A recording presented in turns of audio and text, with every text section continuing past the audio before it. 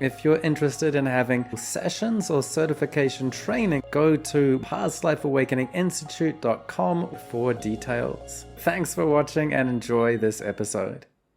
Welcome, Barb. Good to see you again. I'm so happy to be back again. I'm really excited. We had so much to talk about the first time, and now we have more to talk about today. Yeah. So this is Barb Angelo. She's a board certified hypnotist, past life regression therapist, and certified instructor in New Jersey. And the certified instructor is going to be the key to what we talk about today. Last time we talked quite a bit about spiritual awakening, past lives, channeling wisdom, personal experiences with ourselves and our clients, and in past life regression and spirit releasement therapy. Today, we're going to be putting on our past life regression and hypnotherapy teacher hats. So we're going to be swapping stories about teaching, about the students that we teach. We're going to notice some of the tendencies that we see in education and how people can get the most from their training. And then they can avoid some common pitfalls that come post-graduation or during training, and some blocks that may reduce their effectiveness in becoming real full-time professional past life hypnotherapists. So that's going to be the key. And Barb is actually a certified instructor with the National Guild of Hypnotists and the International Hypnosis Federation. I'm also a certified instructor with the NGH through Dr. Will Horton in Florida in 2012. So I've just hit my 10-year anniversary. So with the NGH with you, who did you train with? I trained with Dr. Richard Hart. Okay, whereabouts was that? That was at the NGH has their annual convention in Massachusetts. And so they have their full trainings, a lot of full trainings before and after. So pre and post the conference. So one year I did, I believe it was afterwards, and it was a 5-day, very intensive training. Right. Okay. Yeah. So today, some of the categories that we can go over is what is past life regression training. And we'll look at past life training in person and training that you can do online. We'll look at some of the training costs involved in past life regression training and some of the preparation that you can do. And we'll go through some stories about some of the students that we have and about our story in becoming professional therapists and getting up to teacher level, and some of the things that enable people to, what is it that a lot of people who get training don't progress, and some people do progress to teacher level relatively quickly.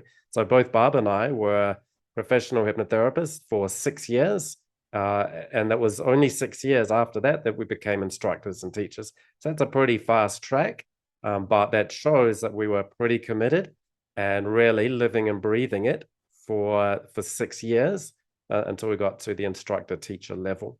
So I thought we could start off by looking at, we did mention this a little bit in our last podcast, but so we can pick up where we left off. So who can take past life regression training? So you mentioned there's a wide age range and background. So for you, what are the kind of people that show up to past life regression trainings for you? I would say, so I'm going to actually even just take the most recent past life regression training I had. 4 of my 6 students were therapists. One was an addictions counselor, varying degrees of therapy, but I'm going to say only one had some prior hypnosis training. So my past life regression training is a full training. You're learning hypnosis techniques. You're not getting into the whole hypnotherapy, which there's a lot more we're dealing with on that end, but you are confident enough when you leave to be able to induce hypnosis, to understand the different states of consciousness, to be able to bring somebody out of the hypnotic state. You're getting all of that training, but we're not getting into things that a hypnotherapist would deal with. It's strictly past life regression training. So I would say my typical student is ages like 40 to 60s and beyond. I don't get the youngest students, maybe I've had some in their 30s that are very committed, or they're in a business where they really want to bring in hypnosis or something with what they're already doing. But they tend to be that age. I think that people that get through, they've learned a lot, they've maybe had different careers and they're ready for a different career. That's usually what I get to with my students. Yeah. Yeah. My students, my age range is probably 35 to 70. So, but Yep. not, I've had people in their 20s approach me, but for me, I find that there's life experience and things that need to happen first. So Hmm. even maybe 30 would be, I've had a couple of people in their early 30s, but they've often have psychology degrees. One of them had a PhD in psychotherapy. So just in terms of age ranges, a big age range, but it skews older, probably averaging 45, 50, or yeah, Hmm. maybe 40, 45. But what I find is there are three basic categories. And it sounds like we're on the same page. So you've got the majority are healers who are adding a modality. So they're already experienced healers. They already have a lot of experience with clients. They know how to do rapport and work professionally with people and all of the ups and downs, and the client management skills. But then I do find, that there is another quarter of people who are having a career change. So they don't actually have a healing background, but they do have a lot of really transferable skills. So they are professionals, they have a real professionalism, and they do have some of these other client management skills, but not necessarily healing clients. Then I find the third category is people who aren't healers, particularly, but maybe they've had an amateur or a curiosity and interest in healing, and they come for the training. They're really more interested in gaining knowledge and having a communal experience and seeing if it's for them. And they're not quite sure because they haven't done other things similar. Whereas the professional healers we're talking about, they know that I'm going to be able to do some past life sessions because one of my clients, went into a past life and I was doing hypnotherapy, hence I'm on the course. So there's a bit of a compulsion there. But then I also find that maybe half the people really want to be a full-time past life professional.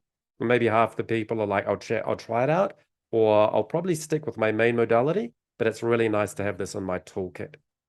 You find that kind of thing? You're everything you're saying, I'm totally agreeing with. Yeah. And in my description on my website about my classes, I always make sure to say, meet other like-minded people like you. There are people that they'll even say, I don't even know why I'm here. I'm so interested in this. I'm not sure if I'm going to do anything with it, but they're drawn to the experience. So it broadens them. They grow spiritually, they learn different things. So, new neural pathways they're creating just by being in that class. And it's okay for them. So I'll say to somebody, you don't have to like leave this class and then have the pressure of, oh my gosh, I have to start my own practice. What's my next step? Some people put it aside for a few years even, and then the time's right and they will use what they've learned. And I always encourage them to learn more, of course. I've had a woman that's taken my class 2 or 3 times. She's a CEO or executive, I should say. She drives an hour and 45 minutes each way, but she'll say, you know what, I feel like I need a refresher. And she just wants the community, the communal feeling of the class, because she works in a very buttoned up, very analytical, thinking kind of a job. And it's like a retreat for her almost. Yeah. Yeah. And so I think, some people walk into the class feeling very confident. They feel really in their element.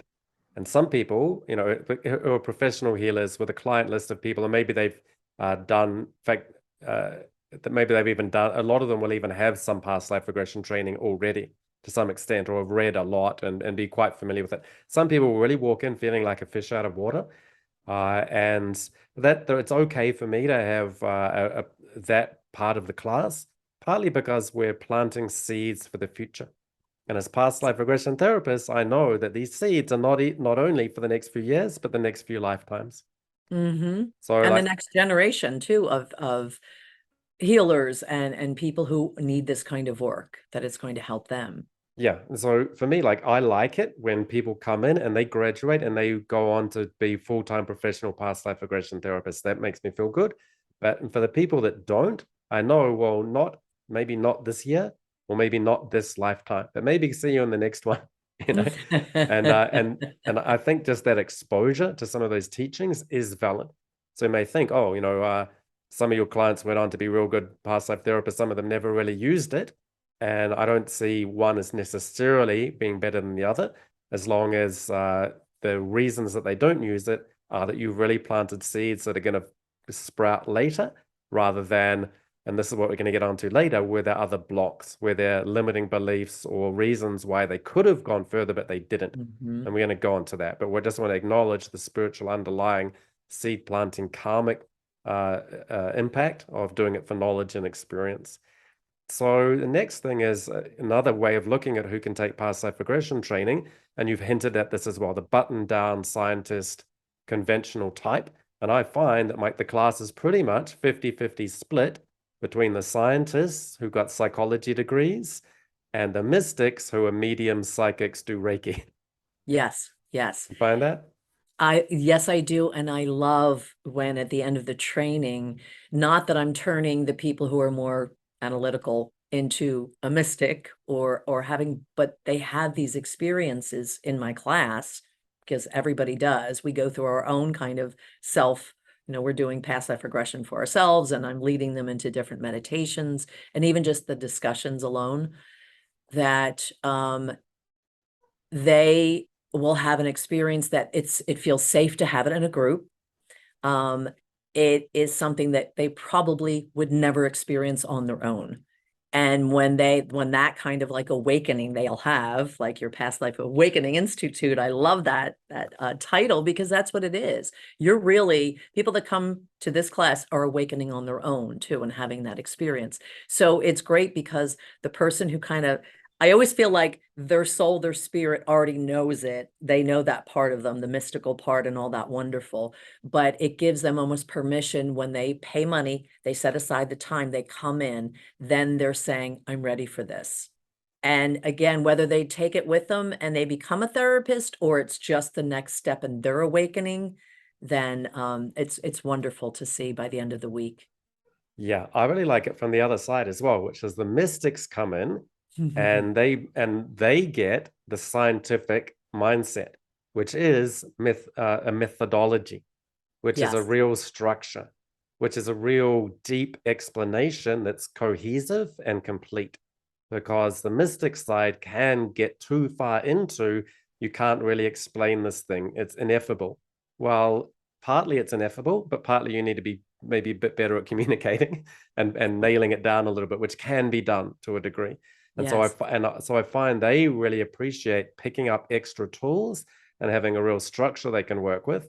And the scientists have got structure, but they need to be able to have the flexibility and the far outness built into their structure. Whereas the far out people need to have some structure built into their far outness. And so I find it's really nice having those two parts in a group. And so that's one thing. People might think, oh, I don't want to go to a past life training because it's all going to be woo-woo people who are out there. And it's and I'm probably and I find it's 50-50. I find really, and that's another thing about just having that professionalism. I think if you're too into the mystic, you may have a lot of talent, but you may not be able to implement that with every type of client that's going to come. And even just basic things like marketing and business management once you graduate. And so I think that kind of professionalism that we instill in the training is really helpful for the mystics as well. Exactly. And I was just thinking as you were talking, in my last training, there was a person, one of my students, who was, doing other kind of healing. And when they had to work on each other, she said, I went off script, and I found myself just kind of spinning out of control, or just going on my own, and thought, wait a minute, I can't do that, because your script works. Everything these techniques work. Yeah. And so it was great for her to realize you can't just kind of say, oh, I'm going to take this training, but then I'm going to do my own thing. I tell my students, go by what you've been taught, and there will come a time, probably sooner than later, when something unexpected does come up that you're then going to need to think outside the box. But that's part of your experience. Part of what makes you then a great teacher or a great therapist is I've had 200 of those things that have happened. So even though you can't guarantee anything or have an expectation of everything that's going to happen, but what I always say, and I think I even said it last time we talked, if you get frazzled or you get kind of like, oh no, this isn't in the book, what do I do? Just keep asking questions. Just keep asking. Actually, I've got a story that's going to illustrate that, a long story to tell later in the podcast, but I think that's critical. A lot of people, so you've got the scientists who maybe feel like a little bit, these mystics are going to know a lot about past life stuff, and I've just got my brain thinks in a clear way, but I don't know what to think about past life regression. Whereas the mystics think that they know a lot about more than they do. And so I find you get two types. Another way to cut it into two types: half of your class is overconfident, the other half is underconfident. I want to increase the confidence in those who need a boost, and I want to decrease it in those who are overconfident. You do not know as much. You don't know what you don't know. If you think that you know how to do it, and this is a formality, then that's where people really underperform and really do themselves a big discredit. So what Barb's saying is you've got to follow the instructions. Don't just make it off into your own hybrid in the training course. Yes. Maybe 5 years in, but you have to know the rules inside out, back to front, and have 1,000 sessions of really doing it properly before you start freewheeling. And if you're going to start doing it in the class when you're not graduated, we need to talk. But it was great because, and it was a lovely person who was, humble and had great intentions, but that she shared it with the class and said, oh, I found myself doing this, and then saying, what am I doing? I can't do that. And she brought herself back to it. So that was great for the class to hear as well, to say, oh, okay, you're right. Yeah, we can't do that. We have to put a lot of time in before you can kind of do that. Even now, Mark, so how long we've been doing this? For 15 years? I have pretty much the same induction because it works. I can say it backwards, whatever, in my head. I may change a few things, or I may have 2 or 3 inductions that I use, but I tend to use the same thing. I have the same structure that I use with every client. Then there's the kind of jumping off point, and we go, okay, let's see what happens. You don't have to do the same thing every time, but you do have to follow the same principles. And you have to know what those principles are, which involves being able to deconstruct it inside out and back to front. But that's a really great point that you made. There's a really good learning point. And so it's not, as I say that, it may seem a little bit critical of people who, want to do it their own way. But I only say that because I know how dangerous it is for them and their future career. So it's a great learning point. And so it's not that, if you do that, it's wrong, but that people have a tendency to do that and they have to learn from it rather than get away with it and have that become part of a habit. And then they wonder down the track why they're not at the level of someone else's who followed the instructions. And also, if they're telling people that they were trained by me and then they're going off my teaching and they're trying to kind of out there in the Wild West, I'm thinking, well, then people are going to think, well, how is she teaching this? I have to say though, and I think we even talked about a little bit before when we touched on teaching. I really vet my students. I'll say they'll contact me and then we'll set aside a time to talk. I want to know why they're interested, what their intentions are. I want to know a little bit about them. And, if I'll be very honest and say, this might not be for you. I do exactly the same thing. I do that actually before every client that I have. I have an intake interview where I decide if I'll take them as a client or not. And I absolutely do that for training. And if I feel someone misunderstands what it is or has some of those tendencies, and I can teach you that's your tendency, I'm not going to let you get away with that because it's going to damage you. It might damage my reputation down the line, but it's going to end. Like, you need to understand this is the teaching lesson. You need to catch that lesson. And if people don't or argue about it and don't understand that lesson, and so she humbly brought it up and said, I noticed this tendency and I'm correcting it. If people say I have this tendency and I think I'm special, so I'm going to just keep doing it, then you need to spot that early. And I do exactly the same thing. So those people don't make it to the class. I actually brought that up with one of my clients recently who said, you're probably so busy. And I said, well, I work with who I want to work with, and I know that would benefit from this. And we're in a culture that, especially now you go online about, there's spiritual branding and everything. There's not one kind of profession that's untouched by what you should do and how you should brand and sell and be so successful. Yeah. And this is my purpose in life. It's not just what I do, it's my purpose. I know that. And when you are working with people who are open, whether you're teaching them or working with them as a client, here's the thing. I'm not just taking on everybody and everything, thinking that there's the ego part. I can help everybody. It really is, or not even knowing who's coming into your office and what their issue is, or taking on any student because you want to fill the class. Yeah, well, that actually, we'll get onto this a little bit. We're going to talk about in-person training versus online training, but you're absolutely right. I think it's quality over quantity. Mm-hmm. And you have to be very careful, because if you have 10 people in your class and 2 of them shouldn't be there, you've really polluted the whole class. Yeah. And those 8 people will be looking at you going, what are you letting these 2 people in for? But this is a real behind the scenes what teachers talk about. So let's not get too much into that, but we just make sure, and you really owe it to those 8 people not to bring in the 2 who shouldn't be there. Let's just leave it at that, So so then the next question is, and we'll get into this, but firstly, like, what is past life regression training? So for me, it's really, and a lot of people I think, you have to know, how to do past life regression training. That's the first quarter. If you can read a book or take a video course, which I do supply, then, I've told you how to do it. But that's the beginning. And to me, past life regression training is about seeing your teacher demonstrate how that they do it. And then you, the student, practicing it under the teacher's guidance.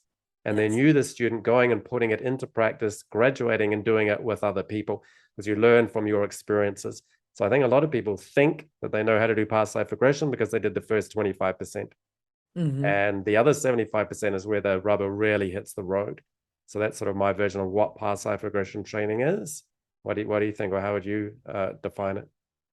Pretty much the same thing. And we all know that anybody can read a book or watch somebody talk about it or whatever that is. But until you actually are doing it, and I encourage all of my students, family members, friends, I had one student, and it was in a hypnotherapy, not past life regression, that insisted he had no family or friends to practice on. I said, practice on yourself in front of the mirror. Say the words in front of the mirror, just to hear yourself saying them. Now, past life regression, it's a little bit different when you're going into the therapy, but the other things, the techniques and the scripts that build up to that, you can practice that on your own as well, just saying those things to feel more comfortable, just saying the words.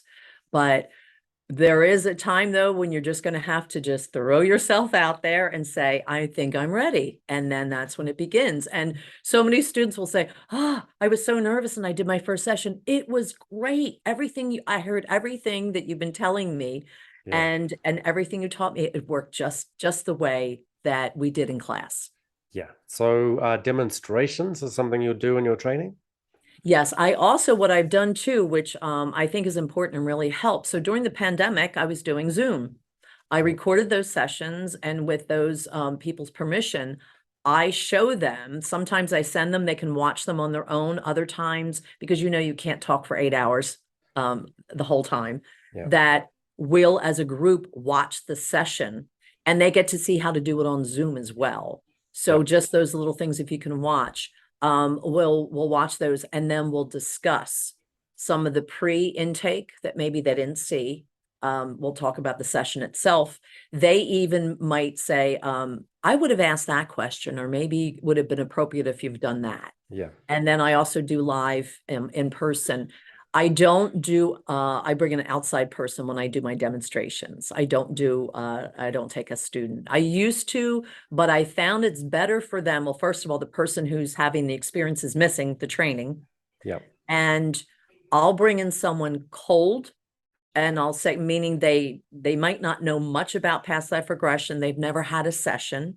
Not always. My last one, I did bring someone in that I had already worked with, but somebody that I know personally, or that I feel like, okay, they're open to it, they know what I do, and they're saying, oh, I'll come in and be a volunteer in your class, because then they're seeing, and I know that some teachers will say, don't set yourself up for that, because what if? Yeah. I kind of feel like this is what might come up. So you're going to watch me in a real session where we don't know what's going to happen. Yeah. And you'll get to see how it works and how I approach it. Okay, cool. Yeah, I've got demonstration courses as part of my online training. I started off with here's how you do it. Then I added courses where I do Zoom sessions. I've got an interview and 3 hypnotherapy sessions on my hypnotherapy demonstrator course. And I've got a past life regression demonstrator course as well. And I actually chose some of my worst sessions in terms of like being glamorous or looking good. I had clients that were difficult, that struggled to get into past lives, that were really blocking the process or going off in their own tangents, and I had to rein them in. And Yes. so I appreciate, so, it's like, oh, I want to get the smoothest, and maybe 50-60% of your sessions are super smooth and make you look really great.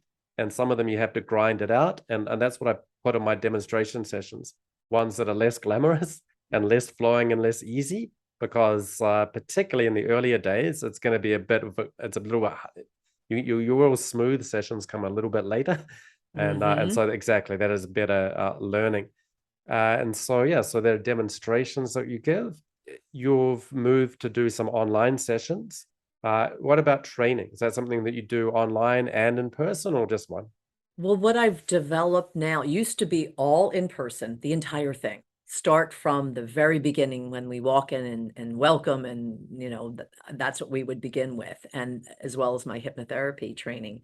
And what I do now is I have so much that they're sent so they can read on their own. So we have about 4 weeks of their learning at home, they're learning different techniques, things that I just talk about the history of past life regression, things like that, that they can read on their own. Then we have a Zoom session where we all meet, the students meet, they can ask some questions. I'll kind of prep them for the training. So when they walk in the door, because mine is a 40-hour, 5-day straight day, it's a real intensive training. And so they're kind of prepared, but then we're seeing people in person, we're doing the live demonstrations, we're doing things like that. And I found it's a really good combination of things. I don't have a training that's all online, but I know a lot of teachers who are doing that, and I'm not opposed to it at all. It's just that when things started opening up and I thought, okay, now I feel good about having people in my office. A lot of people, which you probably run into as well, say, no, it's got to be in person. They want to feel that energy. They think it's going to be that much different. It is, but also online training, you're still getting the energy, you're still seeing everything, you're still getting the same effect. Yeah. So you're doing one to many? So you'd have a number of people joining an online call? I have, and my class is limited. So I only take as many people as I know that I can fit comfortably in my office. So I'm in my office right now. Okay. These are adults. These are not high school kids or even elementary. You can't put somebody in a hard folding chair for 8 hours. So I have a very comfortable setup. I have a little kitchen area. People bring their lunch. So I top out where I want to know that people are comfortably going to sit there for 8 hours a day and not feel squished in. So I like to keep my classes small. Cool. A bit online as well. So you're having your online sessions, you're getting a number of people online at the same time for that online part? For the training. Yes. So we do one right now. We do maybe, depending on the hypnotherapy, is 4 Zoom sessions. Past life regression's 1 Zoom session, but they are sent information to read and they can watch some videos I send them. So they have that part. That's the beginning part of it. Okay. And I have to tell you too, Mark, I'm always tweaking and kind of changing things a bit and saying, you know what, let's try this, or maybe this would work. Yeah. I don't like to work weekends, so I don't really have that many weekend classes. That's me personally. I find that people will say, I will take this time off, I'll take my vacation, or I'll set that time, aside. Yeah. And from what I found, I'm not sure, with your students, almost 90% say, I want to do it all at once. I like the idea I can study a little bit at home, but when it's over a long period of time, say if you did like 2 weekends a month for a year, it tends to get kind of watered down, or then people are missing classes, I found, or things like that. So I like to do that kind of straight shot. Yeah, I agree. I don't like to have it spaced out over too long a period either. And I've actually transitioned from doing it all in person to doing it all online. And so I think there are pluses and minuses in every approach, but I think it's really a matter of choosing the right people for the right approach. Or I Yes. think some people are suited better to in-person training, Hmm. particularly those who are going for the camaraderie, the knowledge, the experience. Maybe they don't know quite what they're going to do. And then being able to have that chatting over the morning tea, like showing up Exactly. at 8:30 in the morning. Hey, how you doing? How is, the chitter chatter before the class. All of that is so valuable. Yes, yes. And I yeah, and I think that's just such a great thing about online training. But there are some in-person training, but I think there are some negatives do flip come in. And for me, I noticed I was paying a lot of money, a lot of big percentage of the fee that people pay me for the training. A lot of that was going for me paying for the hotel. yeah, And so if yep, you're in an office, that's good.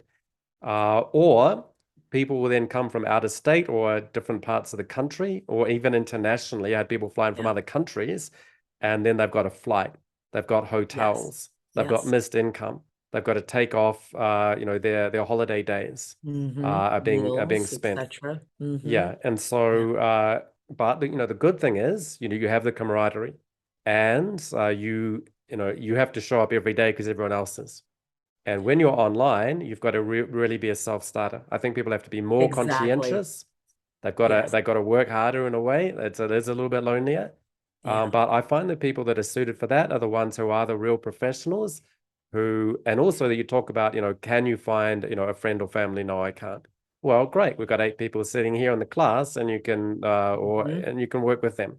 And so Yeah. then, I like to have even numbers. So the swaps are so important. And so then they can do the swaps with each other. And that's really important. Um, and being able to like be there in person, looking over their shoulder is pretty nice. But the way that I transitioned is I focus now on online, where I have people do assignments. That really requires, rather than me looking over their shoulder, they have to really write assignments in detail, and I have to prep them. So that thing we're talking about, we need to qualify our clients who are going to be our students or our therapy clients, and I teach my advanced online uh, therapist students how to qualify people so that I know you can go ahead and do sessions with that person, tell me how it goes, and then I don't have to intervene, mid-session, you know, or I don't have to like get onto the phone with them, immediately after the session of, oh, that something went wrong. What do I do? It's interestingly, and I thought maybe that could happen, but it's never happened Yeah. with a lot of online students now. And so I find, and that way people don't have to give up their holiday days. They don't have to fly.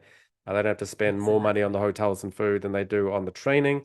And yeah, so there's a bit more work involved, but there are a lot of benefits in there as well. So and this is something that really, I actually did think of it just before the pandemic, and I launched my online training 3 months before the pandemic, thinking, oh, maybe this is something that'll, take 5 years to gather momentum.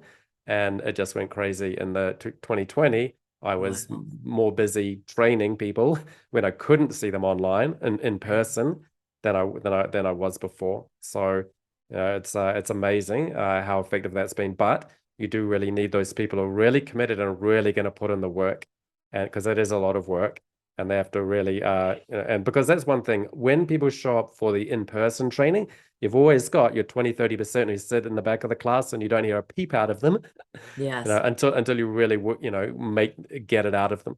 And so when you're doing, and I also do one-to-one training online, so it's really mentoring. And so they'll watch my videos and then I'll set assignments and we'll just go one by one through all of the sessions that they did. And it's really one to one. So they have to really show up and really communicate and really be invested and basically be that person who sits at the front of the class and is talking to the teacher the whole time. You know. That's great that you're doing that one-on-one, the mentoring almost, the one-on-one training. I know that I've done in the past, not past life regression one-on-one training, but hypnotherapy. And I have to say personally, it's kind of isolating for me even, and the energy isn't the same. So even though I've done it and I will still do it, I change my fees are higher for that because you're putting out the same amount of time for one person as you would for 8 or 20 people. I really, I guess I feed off of the energy too, in a good way, meaning it's, we're all in this together. We're all learning at the same time, and I'm sharing things. And, but I think, what you were just saying, we could say the pros and cons of everything. And even with a job, how many people that I work with now, professionals, I'm working with an in-house counsel, an attorney right now, and COVID threw him for a loop. And he said, I feel so isolated. Like, I miss traveling, even when I thought it was a pain in the butt. Now I'm saying, yeah, send me out, please. I need to get out. Yeah. So there's that there's both sides to that. Some people that need it. Other people I know said, oh my God, this was great. I hate to sound like this is the Yeah. best thing that's happened to me, but I love being in my home. I love not Yeah. going out and having all of that chaos. It's kind of okay for me. Yeah. So I mean, it's a real introvert extrovert thing. Do you get Hmm. recharged being with people, or do you get recharged being with yourself in silence? And Yeah. I'm pretty heavily on the introvert side. So therefore, it really suits me. Yes. And other people who are real extroverts who really feed off the energy of their group, that's another thing. In fact, I even found it's almost sort of the thing like, you're the great salesperson, then you become the manager, or you're the great sportsman, then you become the coach. But just because you're good at the sport doesn't make you a good coach. Exactly. And for me, I love doing one-on-one sessions with people. Then I become a teacher. Now I'm doing one-to-many. And I found, if you're doing 6 or 8 people in a training, you really connect individually with each person. Once you get up to Yeah. 12 or 16, when I was doing a training for 16 people, I was like, at the end of the course, 10 days, I was talking to, like, I don't know who those 2 people are. And I didn't like that, And so, or like, I've got a Mhm. vague idea of what they're about, but Yes. maybe you really connect deeply with the top half of the class. Some people, less. Other people, you're like, I don't know, who was that? If you saw them on the street 3 weeks later, you'd struggle. So that kind of thing for me, that deep one-to-one connection is something that's Yes. pretty powerful about the mentoring, and that really suits the introverted one-to-one bias type person that I am. I've done, and I'm probably 50-50 maybe with that. Love my own company, love to be quiet, but then I open the door and I'm like, okay, I need to come out. I need to play with other people. And then, okay, playtime's over. I need to go back in and be Yeah, on my own. So it's like the best of both. As you're talking, I'm picturing some of the trainings because you and I have both done probably so many of our own trainings, meaning going out and learning. Because I'm that person when I go to the convention and when I used to go, when you get the little booklet that has all the classes that you can pick, I feel like I'm a kid in a candy store. I get so excited picking all the classes that I can't wait to learn. I fill my days with that. well, here's the thing. I have never been to any of those conferences. So I am literally the person who will do the absolute minimum required and then stay in my cave The meditating the CEUs, rest of the right? time. So I Right. haven't been to those conferences. But the other reason for that is because I'm not in the United States. Hmm. Oh, As I would meet people from all over the world there. I I, loved it. I haven't but been to yeah, one in a but while. exactly. But and those people have got quite a bit of money, because it's Yes. pretty expensive to fly Yes. from Brazil, where I am now, Hmm. to go to those expensive trainings, Yeah. with your exchange rate, with all the hotels, with the mixed income. So a lot of Hmm. people some people have the luxury, but the people that you see are not representative of reality. They are the top 5% that can, that the invisible 95% can't show up. Yeah. I'd love to go and do a training in New York with whoever, but they just can't. And so Yeah. that's the other just in game breaking plus of online training.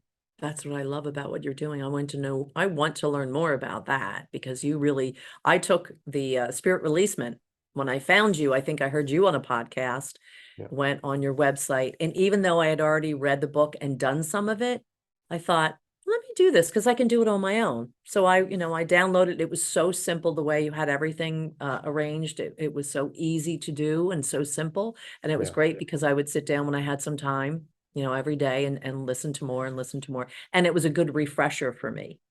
yeah.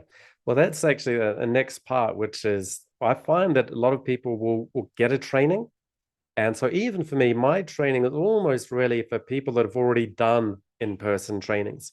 Certainly they've done in-person trainings in their own modality, But a lot of people that come to me have already done in-person trainings in past life regression or hypnotherapy, and they do my hypnotherapy and past life courses because they really are advanced mentoring courses. And so I find what happens is you can graduate people. It's a small enough group, you know them intimately. If not, if you're getting too big, but then they go out into the world.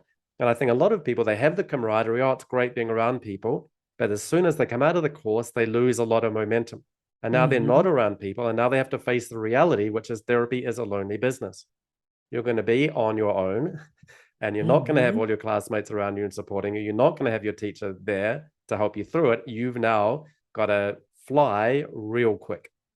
And I find a lot of people do not. They glide down, hit the ground, and that's it. Yes. Game over. And so that's where my online training wanted to come in, which as I see myself really as a person who once so I don't want to tell you how to do past life regression.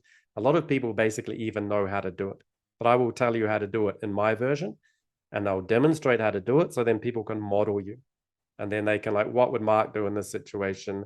What would Barb do? Should just say, and what happened next? And then so they've seen it. And that's one interesting thing. You give them the structure, this is how you do it. But when you're demonstrating it, they're like, oh, I thought that I knew how to do it. But then you got in this tricky situation. And I was like, not thumbing through, what exactly would I do? But then you say, this is how you get out of it. And they're like, then the click, light bulbs go off. Wow. And so that's where the flexibility comes in, which is like, I know how to do it generally, but the principles that he followed in that particular situation. And so, that's why we want to have demonstrations that are not always that pretty or not that easy. Yes. And so that's where, again, and then we've got to really make them do it. So you've got to go out and you can do a swap session, with a willing fellow student. But I take people so that, particularly in my training. So for example, I do start off with hypnotherapy. And so I'll have them do 3 clients doing 3 sessions each. So that's 9 clients that they're doing in their hypnotherapy course. We'll have one call to discuss interviewing them, and if we want to take them as clients, and then a beginning, middle, and end of a program of 3 sessions. So I have all my students take people through a program of 3 sessions of hypnotherapy for 3 clients. So that's 9 sessions they're doing. Then I have them do the same for past life regression. So that's 4 mentoring calls going through an interview and 3 sessions. So that's another 9. And then for between lives regression, another 6.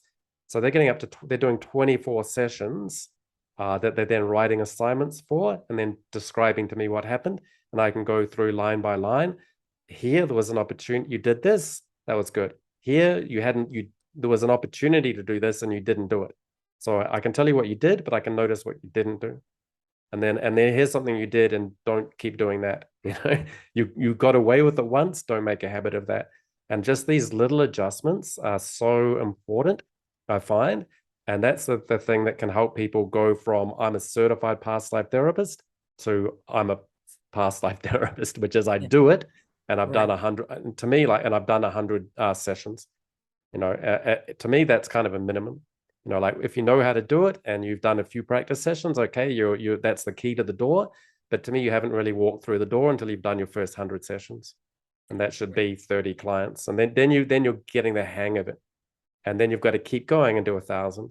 And then now you know it inside out and back to front.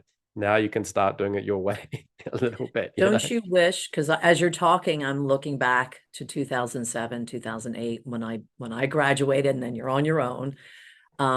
For my hypnotherapy training. And then I went on to learn past life regression. Don't you wish there was somebody like you back then that we could have worked with that did all of that? There probably was somewhere out there, but the internet wasn't that big then. And I wouldn't have even known. I just went from, I remember trying to find a mentor, and I could never even find someone that would work with me, or that they just wanted to take me as a client and they didn't have a mentorship program kind of like that. I would have loved that back then. Yeah, well, I think, I think a lot of people don't to this day understand the value of mentorship and how really significant it is. So for example, just look at the cost of past life regression training. And so, there's a cost. but then there's a benefit, and you can think about how much value am I going to be able to get. So people can come in and say, I just want to have an experience and I want to have knowledge and I want to be in the camaraderie of their group. And I think they still get value out of that, even if they never really even if they never do any session whatsoever after the course. I think there's still value in it. I think they still got their money's worth. So if you think about the people that actually go ahead and do sessions, and how many sessions you have to make, the trainings tend to be a couple of $1,000s or in the thousands of dollars. And how many sessions you have to do to pay that back? Not many. Not many. At all. And so even if you think about my training, if I'm having people do 24 sessions while I'm mentoring them, they're paying to get mentored. I think they should get paid to do those sessions. So a lot of people say, oh, you have to do 25 or 50 free sessions when you're starting out. I do not agree with that. I think people should get paid pretty much straight away. And maybe not at the full rate that veterans that like was us going to would. be my next question for you, because I'm sure a lot of people listening are thinking the same thing, because I've had my students ask me, how much should I charge? And if I'm just, kind of learning, is there, so you do recommend that they charge less, but still charge? Yeah, because we've earned it. That we can, when they're starting out, to do those. We can get a lot more done in fewer sessions for a start. So we earn the extra money that we get paid. We've really earned it. But I think the real issue is people who think that their sessions that they're giving in the early days are valueless. I think that is dangerous, and it's not true. But what I find is I'll often have this conversation with people. I'll say, particularly, and remembering again that my students are advanced healers who are already getting paid a high amount of money for their other sessions. So they're adding another modality. So if they're charging $250, $300 for their 60-minute session of whatever their main one is, why should this one be free? It doesn't make any sense. In fact, those people have no problem. They wouldn't consider. They will just charge. They would. Why would I do it free? Are you crazy? And so I don't have to have that conversation with them. So some people have got more confidence, some people have got less. And the ones with less need to get, you could at least charge 50. I mean, honestly, you're undercharging, but if you feel comfortable charging zero, that's not okay. I think you shouldn't be, because what happens is at the end, they go through the 3 sessions, and at the end of it, their client is thinking, I can't believe they gave me so much value. I feel so bad that they did it for free. I've stolen from this person. And so you're not helping out that client. You're sub-communicating a lack of belief in your own self and a lack of understanding and clarity about the value that you're providing. I have that clarity because I've taught a lot of students, and I know that at the end of it, they've provided, hundreds and hundreds of dollars, if not tens of thousands of dollars of value to their clients. So the value that we provide and the cost that we charge are different. The value that you provide to somebody who has breakthroughs that help them in their career or their relationships or their health add, many years of quality and quantity of life, and they paid you $600-800. You provided them a lot more value than they paid, and now you want to undercut that again and charge nothing, or it's a lack of confidence. And so part of what I can do in my mentoring is it isn't that much of a problem because a lot of people are professionals and they don't have that issue. But for the ones that do, I do need to boost them up and let them know that it is okay to do that, and that they can then pretty quickly ramp up to a good rate. And that will then cover a lot of the costs. So I think a lot of people come in being price sensitive about the cost is another little indicator of sub-communicating a lack of understanding about the value that they can provide, and that you'll very quickly make back all of that money in the sessions that you give. But then the other real key thing from that is that, well, I've already got my training, or I've just read the book or done your video course. Isn't that enough? I think I could probably wing it from here. But the key thing that I find is that the extra money you spend on the real premium mentoring training pays you back in multiples of many, many tens greater than the money you spend on it. So I see some people who are like, my practice is going pretty good, but it's not really taken away in a lot of momentum. And the difference for me is being good and being great is the difference between having a successful practice and not. So it's not enough to be like pretty good at and have the general idea.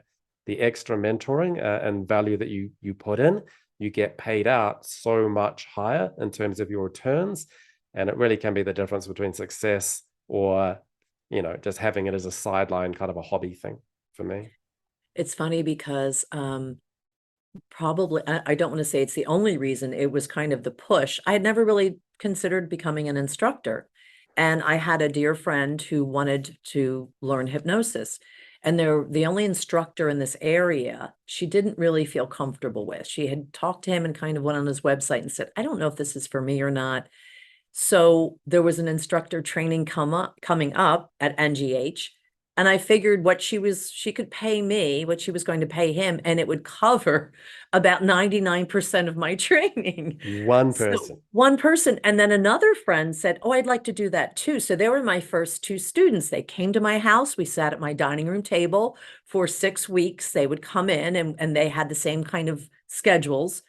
And that was great for me because it really helped me as an instructor get comfortable with the material. But I thought, wow, this is great. It worked out for everybody because they wanted it. It was convenient for them.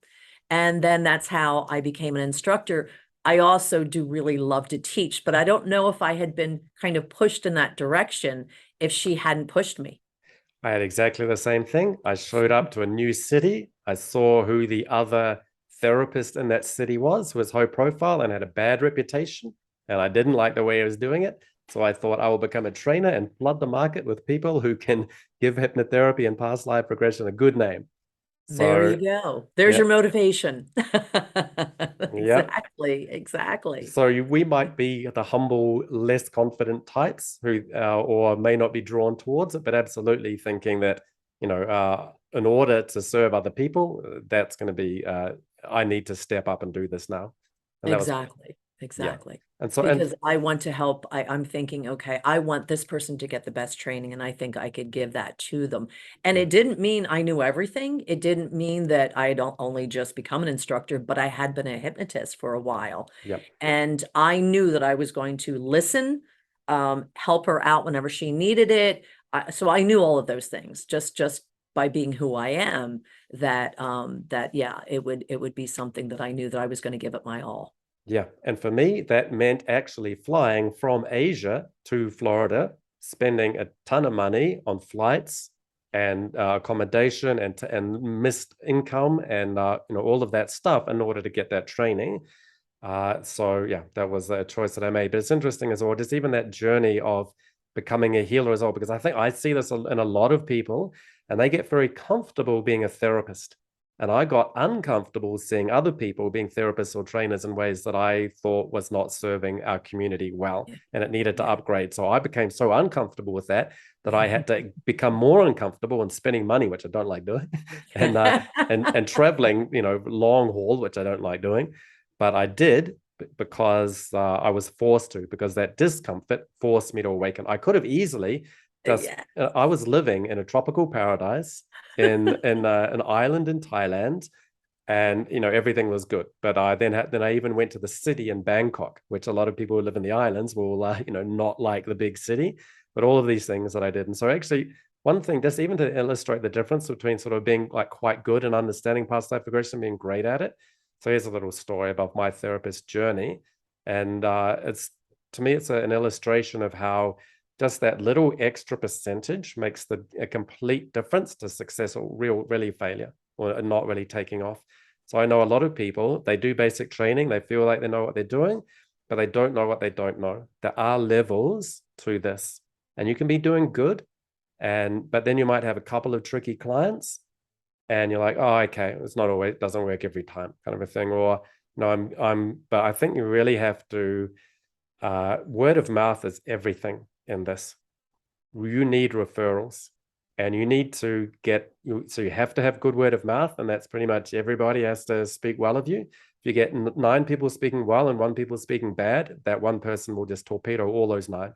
So you can't have anyone speaking bad, and you can't even have people being lukewarm. You have to really be at a high level where everyone who meets you has to sing your praises. If they don't, and you're wondering why things haven't taken off, that's why. Right. And so I was actually in India. I was actually in India actually at the stage doing training, and I was living there. And I met a person who was a fellow healer, and she told me about a wellness retreat in Thailand where one of her friends worked. And so I had to go to Thailand for a week on a visa run. And so I thought, oh, while I'm there, I'll just go down to this island. And I actually got the name of her friend wrong. And I thinking that this was her friend, I contacted somebody at a resort called Kamalaya, which is a very well-known, respected wellness retreat. And so I ended up getting an interview there, and I interviewed with a bunch of the wellness practitioners who work there, very well educated and good staff. And I had to give a hypnotherapy session to a person who had hypnotherapy training and was one of their staff members. Because of that, I did get the job, but I came back 3 months later to do like a 1 month stint, and I ended up staying in Thailand for 10 years after that. I then got other job because I did well at that resort. They were like, we'll keep you on for a month. If you do well, we'll keep you on again. I stayed there for 3 years. I ended up going and working at another top resort of the world, Shiva Som, also in Thailand. So in the course of that, I met with royalty and worked with and had as my clients royalty from around the world, pop stars, film actors, Nobel Prize winners, a bunch of billionaires. So even they need hypnotherapy. Possibly more than most. You will not be surprised to hear. So there are levels to this. As soon as we go off camera, we're going to talk about that. Oh, well, it's I know. It's a terrible I actually feel bad about this, and I don't like name dropping, or I work with this and that. But just I only say that, and I don't name names or anything, but I will say there are levels. So if I had gone and I hadn't had good word of mouth prior to getting there, and I had done less sessions, if I hadn't had good word of mouth, and instead of having 1,000 sessions under my belt, I'd had 500, I might not have got that job. Right. And then my life is completely different. I don't get to work at the premium wellness resorts of the world. I don't get to have these incredible experiences with all these amazing, wonderful people. And one of the things about that resort was that it's a bunch of villas. At any one time, they've got maximum of 60 people. They all arrive, for a week or two on the Sunday. I get booked by one person on the Sunday. I do a session with them. If it's good, I'm booked out for the rest of the week. If it's so-so or not, I'm either making no money or I'm getting fired. So if you can't afford to do 100 sessions and have one person saying bad and 3 people saying okay, if you have a 99% success rate in that place, you are fired. 99% is not good enough.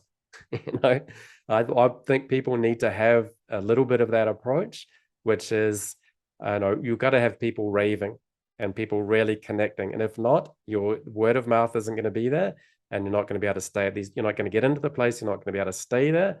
And then that little difference makes a tremendous effect on your life path. So the fact that by the time I got to that interview, I was seasoned, and I was able to then stay there, that changed the course of my life. And it really made the difference between me being able to live in paradise, in a beautiful resort in Thailand, and have a lot of amazing sessions with people from 60 countries around the world. And that really helped me then, after only 6 years, become a teacher. But I was run off my feet. I was just doing so many sessions, living it and breathing it, and did thousands and thousands of sessions in my first 6 years. So that's what it takes to be a teacher. You have to be absolutely full-time professional, having exceptional results month after month, year after year. Then you can start thinking about teaching. Otherwise, 6 years is really, really fast.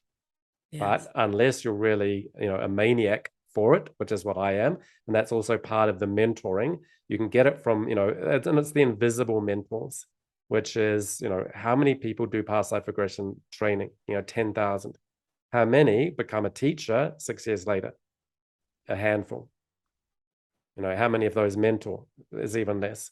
So the 10,000 people get whittled down to a handful really quickly. And so you can get there through some mentoring or finding that person who is just, absolutely committed. And that's another quality that I look for in my students. And so I've got another story about my students, but that's my own journey. And I noticed just those little points where, oh yeah, I had an interview for this thing, didn't get it. Your life's completely different. And then, I did it for a few more years and it sort of tapered out. Now I did something else. Versus I went from strengths to strengths and got into it. Now, not everyone has to, be a teacher or stay a full-time therapist for their, past life therapist for their life. But if you want, but for me, when I started that course, I knew this is something. I looked at Milton Erickson and Brian Weiss and thought those guys are pretty old and they're still doing it. That's cool. I don't want to have a job that I don't want to do and then retire. I want to have a job that's not a job and never stop. Exactly. And so I was so inspired seeing, 78-year-old Milton doing his videos and going, that's pretty cool. I'd like, and you're not working a day in your life because it's so cool. And you don't have to retire and play golf and drop dead of a heart attack 2 years later because you never really figured out what you wanted to do in your life, I'd like to bring something up. So as you're describing that, I'm thinking that is just amazing that you're working at a resort doing hypnotherapy. I'm in the States, I'm in New Jersey. I do not know of a resort that has a hypnotherapist on staff. There may be, I don't know of them. So the difference is, so the people that you're training that live in different parts of the world, that there's different parts of the world that respond to hypnotherapy different than we do in the States. It's much more popular. It's much more of a common thing. It still is here something you have to explain to people. They're a little bit hesitant. They don't really know what it is, which is really a shame. But the difference with that is if you're coming for training, it's not like you're in a technical school and then there's people you're going to go out and they're going to hire you. If you become a hypnotist here, you really have to forge your own way. You have to forge your own path. Well, There's not one person I know that was hired by somebody to be a hypnotist. They were not looking for a hypnotherapist. They have practitioners, holistic practitioners. And so this is what I mean about even the person who I gave a session to, she had done a past life regression training and she had a certificate in past life regression and hypnotherapy, but she had never practiced it and still to this didn't really know what it was. But she'd had the seed planted in her so that when I showed up for that interview, they said, oh, you're a holistic practitioner. What's your modality? And I said, hypnotherapy. And they're like, oh, I did an NLP course 30 years ago, is what the owner said to me. So she sort of knew what NLP was and was like, oh, okay, I don't know if we need one of these or whatever. So she didn't know what a hypnotherapist really was or a past life therapist. And then I interviewed a few different people and they're like, oh, I don't know, he seems like a nice guy. I don't know what he's really offering, but we'll give him a shot. And then one person put up their hand, oh, I've had a certificate in this thing. I know what it is, but she really didn't. So I had to, give her the pre-talk and telling her what hypnosis and past life regression is, even though she had a certificate. But she knew enough to click with it and enough to get me that interview and enough to say, you know what, he's actually pretty good at this. I know enough to know that he's good. I don't know enough to do it myself, but I know enough to watch it. It's a little bit like art appreciation. They can just see, I don't know if that's good art or not. She knew enough to know what good art was, which is the session that I gave her. And from there, again, they were just like, I'll give him a month. It's a hypno what? And then people, actually, the irony is that this happened to be in Thailand and I happened to be in India before that. So they know past life regression because Buddhism understands past lives. But all my clients were not Thais and Indians. Some were, but most of them were Americans and Europeans. And so there is actually an appetite for it. But a lot of times as well, they just heard, oh, there's a good healer, who gave me a cool session. What was it in? Oh, I can't remember, but he was really good.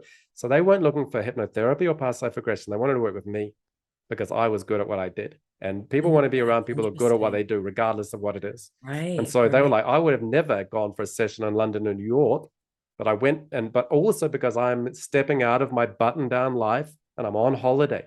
So I'm going to try things that are new and out of my comfort zone. So I'm going to do a session with you. And then they're like, oh, wow. And so they're not the kind of people who necessarily, and it is a holistic resort. So a lot of them are the holistic-y kind of people who might know about it. But it is also the people who are trying something new. And that I really appreciate those people because you can have the biggest, they're the most improved, So there are people who are like, I know all of this stuff. I've done so many spiritual sessions. You can take them from like a 7 to an 8. But the people who have never done it before, they go from a 2 to an 8 like that. And it's really nice to see. So like nowhere, no one handed me it on a plate. I had to make that market exist. Right. You And created and that. and here's the funny thing. Ever since afterwards, I was there for a few years and I left, and that was 10 years ago. Ever since, they've had hypnotherapists in there. They're like, hypnotherapy is a great modality. Mark came Oh, in that's and did great. great. Mark had a lot of demand. All the people, all the old, because you've got the people, same people coming year after, they're all asking for Mark. We need to get another Mark in here. And so Wow. now I created that market. You did, and that's I think about the places in the States all over. Every state has something at least, and the ones, of course, in the warmer, more tropical or more, desirable weather-wise places have more than that to do that, to have that offer those things. I've always felt that way. And I've been doing this like 15 years, and I kept thinking by 15 years it would be a lot more open. It is. Yeah. But I think that should be something that, yes, you have massage, you have whatever else it is that you're going to a resort, and you're doing mind, body, soul. Yeah. So why not? Yeah. Hypnosis is all three. Hypnotherapy is all three. And this is what I mean. But you're absolutely right, which is that no one's really advertising for a hypnotherapist. You don't get your degree and then look up the wanted ads. You know, Exactly. you have to go and make that market. So that's how good you have to be. You can't just go in and accept the job as a hypnotherapist and be pretty good. You have to be so good that people who don't know what it is or didn't think they need it realize that they now do, because you blew them away. That's how Yes. good you have to be. And Yes. so if you're thinking, oh, do I spend a little bit of extra money on Mark's mentoring in order to get really good? Well, that's the difference between really making it and not. So yeah, buy my course. Right. Right. And Do, also, I mean, not to denigrate a college education, but you're spending $100,000, and how many people actually get a job in their major? yeah, I have a 4-year degree. Okay, you're going to start here. Or they end up creating something on their own or doing a side gig that turns into what they do. And when you're in college, there's no mentorship program. There might be, I guess, but it's not something that you're guaranteed you're going to automatically do when you graduate. Most college graduates are looking around going, now what? Okay, let me now get a job, or let me now figure out what the heck it is I want to do, because those past 4 years, I realized I don't want to major in business. I don't really want to do this. And not that this replaces that, but yeah, like we were saying, most of our students they've been out in the world. They've yeah, done some different things, and either they like what they're doing and they want to add on to it, like a therapist who wants to grow their practice or realizes talk therapy only goes so far. yeah. Or it's somebody saying, like my last class, I had two executives that were saying, I'm done with this world, and this is what I'm now going to enter into, because this is what really excites me. This is what I want to do. Yeah, that's a good point. People who graduate from college can go into the industry, get a job, and their mentoring is kind of learning on the job. Right. And hypnotherapy, uh, unless you have a client base who is open to that modality, then you can go in, graduate, and then start introducing it into your practice, and it may grow and become the majority of your practice. But if you don't have an existing practice with current healing clients, then you can't go out and learn on the job. You can't get hired by an industry. You're gonna have to, and you will be on Huh? your own. And so for me, a key thing is finding a way in which you can make an industry, and therefore get to practice on the job by hiring yourself and really making it happen. And Yeah. that is the thing Yeah. that I find, that once people graduate, mentoring them through that. And so that's where a lot of people drop away. We give them the wings to fly out of our training, but a Yeah. lot of people just have a very quick glide down to the bottom, and that's it. They'll might justify, rationalize away, past life regression kind of a difficult business, or hard to get going, or no one's hiring a hypnotherapist, or no one knows what a hypnotherapist is. And if I had listened to that at the interview, then I could have just been, oh, you don't really know what it is. Okay, well, nice to meet you. I tried. No, Mhm. you have to Right. really, you have to absolutely go in there and make a space for yourself, and you're not going to get a lot of help with that. And the only way you can do that is by being really good. And the only way to get really good is by having a lot of practice. And if you can't get the practice and the referrals, you're not going to get it, and it's over. And Yeah. so you got to have those referrals, and you got to have the volume. And one of those ways as well is with, some of the extra mentoring is a rare resource, you're right. And also you can do that with session swaps that you have with other people. And whatever little opportunity that you have, you really have to make the most of it and multiply it. And so that's the key thing between people who fight or fly. So I thought it'd be interesting for people to understand some stories about some of the students that we have. So I'll start off. And this is really interesting, and it shows how the type of student and the way you approach training. So I had a particular client. She was actually a therapy client first. She actually said, I said, what's your presenting issue? And she said, I've broken the law. I've just come out of prison. I said, why was that? She said, well, because of suicide. Suicide's illegal. I tried to commit suicide, so they put me into prison. Oh And my gosh. her sister had just died. She'd had a relationship breakup, and she had a meltdown. And she came in for therapy.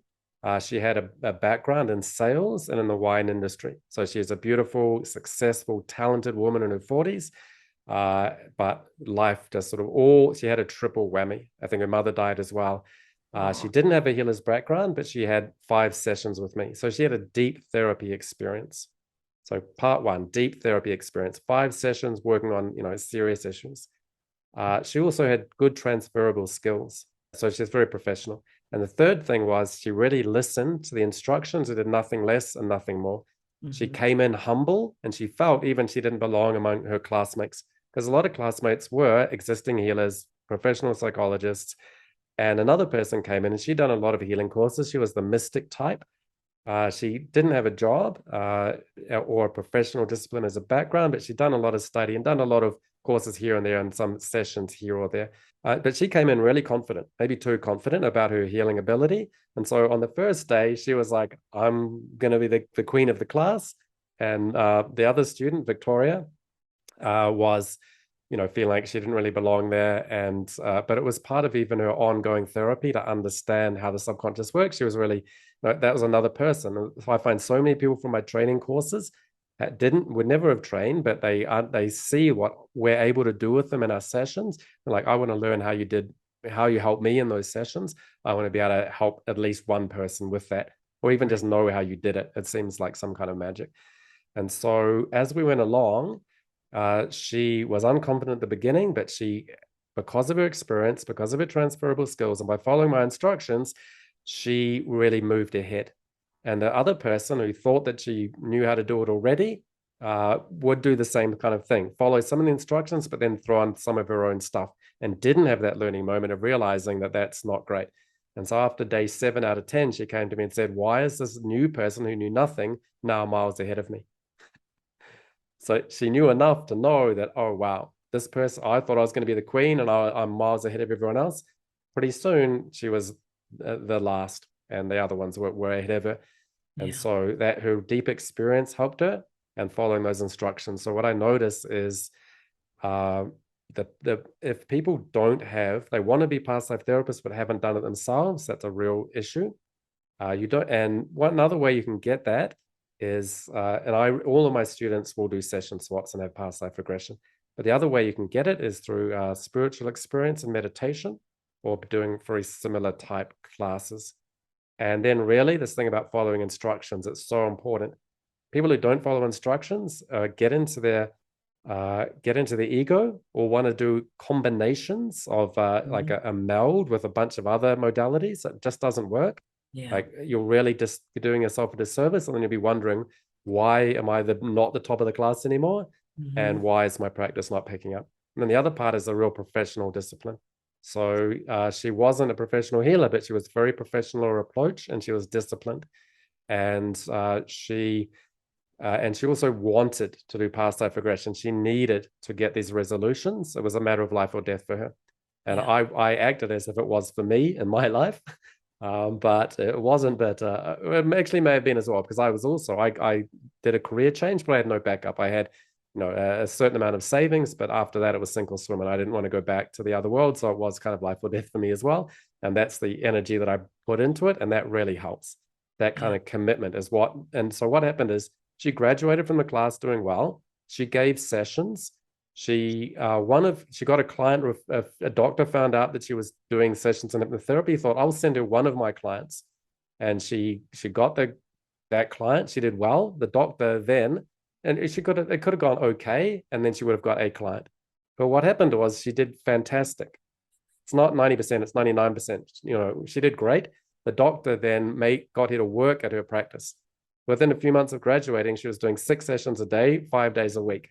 Oh, that's a lot. That's a lot. That's a lot. If you're a professional, that's a lot. And That's a lot. that's month after month. That's a lot. That's a lot more than I was doing. I'll tell you that much. Mm-hmm. And therefore she got her 1,000 session, 100 clients and 1,000 sessions in her about pretty quickly. So that's a superstar client. Right. And if she had, and so there are those qualities. She was deeply invested in it. She had a lot of discipline. She followed my instructions. And the people that didn't do that, didn't get that extra client, that referral base, did a lot less things, and is now doing a training in something else. Yeah. And so that's the difference, and it's huge. And so it's great to see. And so I've noticed what are some of those qualities. So people, and it's okay, not everyone needs to. In fact, that's actually too much. I then mentored her on how not to burn out. And that kind of thing. But like if you want to be successful, like that's how to be successful. And I've seen so many people. And that's the thing. People don't know what they don't know. And they don't know. You had an opportunity here. And if you'd taken this little turn, you'd be in a completely different life. But you're not, and you think this is okay, but really I can see what could have been. And there are so many intricacies. There's what you can do, but then just those little steps along the way that make the difference. And you're right, we have to make our space. No one's going to give it to us. And so that's some of those key points I notice in my students. So do you have any students that stand out for you? Well, it's funny because talk about the overconfident. I remember training a young woman one-on-one for hypnotherapy, and within, I remember seeing her, I don't think it was Facebook or something. I'm not really on social media. You and I, neither of us really are. She was done for a week and was already an expert from the prestigious, she knew all the words to use. And I thought, okay, you haven't done one session, or maybe you've done a couple, but she was already branding herself the expert. So there's that extreme. And then I've had students that they're so lacking in confidence that I always say, you can contact me as long as you like. I'll email, I'll help you. It's not mentoring, like it's not that extreme, but if you have a question, I'll answer your questions. And this has been several years now that there's that fear of, I don't know if I'm doing it right, or what should I do now? And at some point you just have to do it. You just have to. I felt like I would look at other people that were jumping right out there and making money and advertising, some of the students I went with, not all of them. And I would feel like I wasn't there, but I just kept doing it. So mine was just show up, feet on the ground, keep doing it, keep doing it.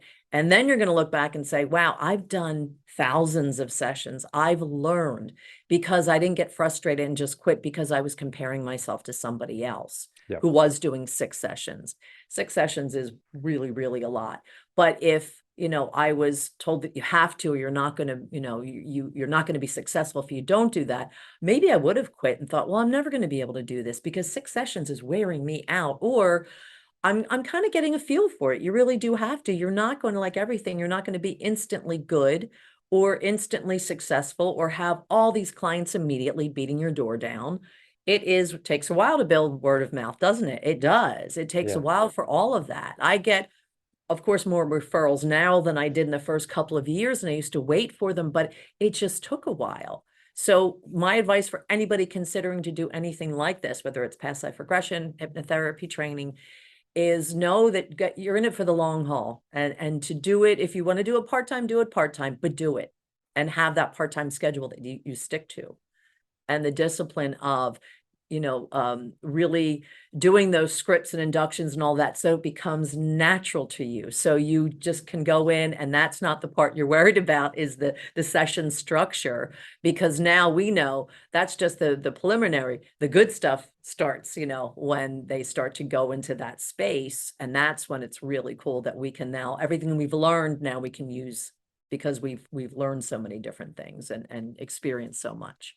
Yeah, I find a lot of people think that they don't have a problem when they do, and they Mhm. think that they have a problem when they don't. So you're talking about, oh, but I compare myself to this person and this is a problem and therefore I get discouraged. And I'll then say to that person, actually, that's not an issue. That's okay. And you're right. There are certain things, it's that thing like, one of those things about being in a small resort environment, very small group of people, but very talkative. So those referrals were so important. I'll get a lot of referrals in a very quick amount of time. And then year Mhm. after year, they'd come back. So I built that Right, business time right. after time. But also nowadays, it's also on social media. So we're both not that on it. We're old school. We're talking 15, 18, 20 years ago, all this is happening for me. But nowadays, that kind of, it can build quickly as well.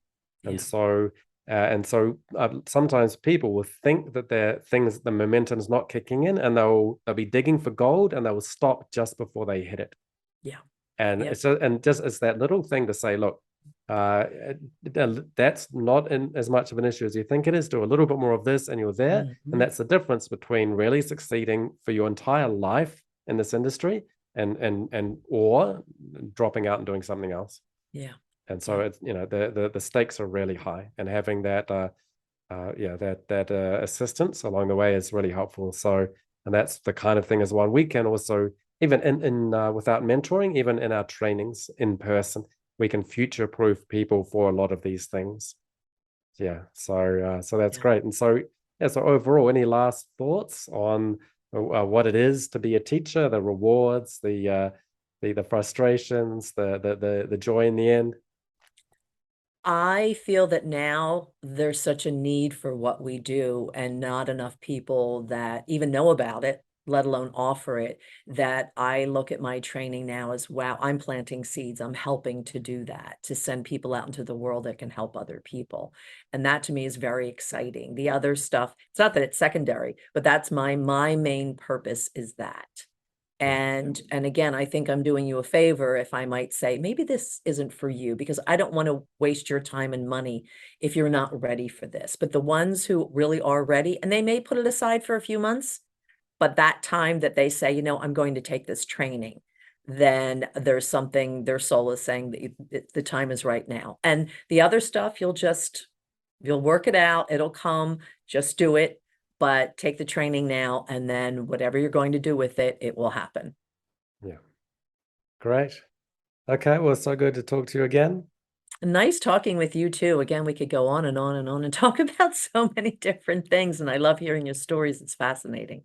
Yeah. Oh, yeah. Great for two teachers to get together. So I really appreciate it. So if people want to find out a bit more about your training, what can they do?